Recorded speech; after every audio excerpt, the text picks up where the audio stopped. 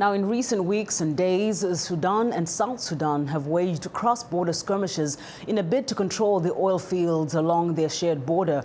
The United States is increasingly concerned about the humanitarian crisis in Sudan and South Sudan and the people displaced by the border conflict.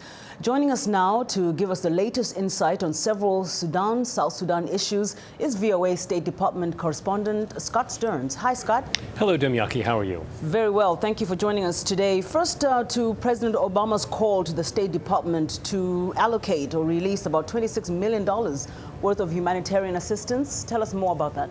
This is meant to address the needs of approximately 140,000 people who have left the areas of southern Kordofan and Blue Nile, which are in the Republic of Sudan.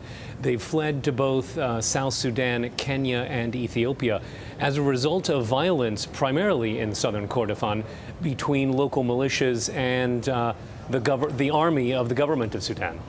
And also, as we were discussing earlier, this humanitarian assistance is totally separate from the cross-border conflict that is going on between Sudan and South Sudan, right?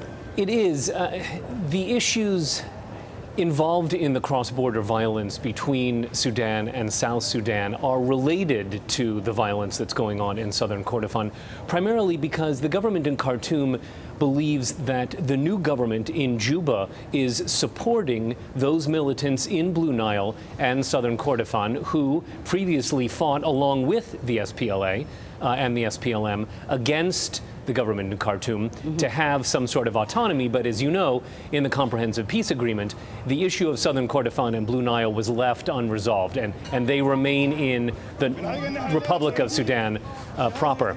Okay. The cross-border raids, the cross-border fighting that we saw in the last week, primarily concerned with the town of Hegleg, is also involved in the issue of oil. As you know, the South has cut off oil exports through northern pipelines because it believed it was paying a tariff for the use of those pipelines that was too high.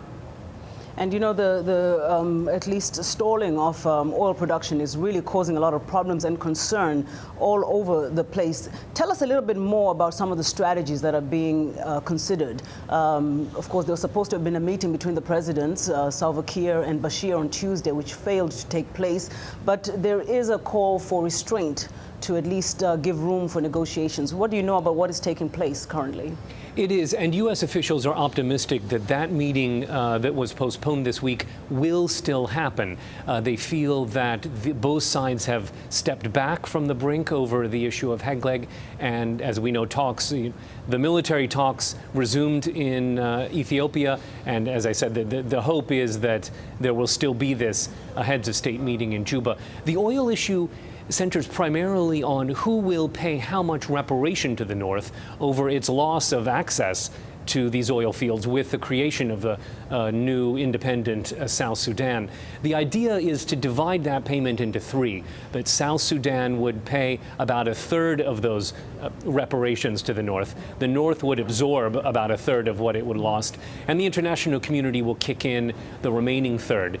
What the issue has become is the total dollar figure is somewhat higher than Khartoum originally said, and so the South Sudanese are balking at paying more money than they originally thought they would. But again, oil is important for both South Sudan and the Republic of Sudan. It makes up the bulk of the budget of how this new South Sudan will be able to establish itself as a viable independent country. We heard from Ambassador Princeton Lyman this week that it also has a humanitarian component. The oil companies in South Sudan had agreed to maintain the roads that they were using. Well, now that they're not working there, they're not maintaining those roads.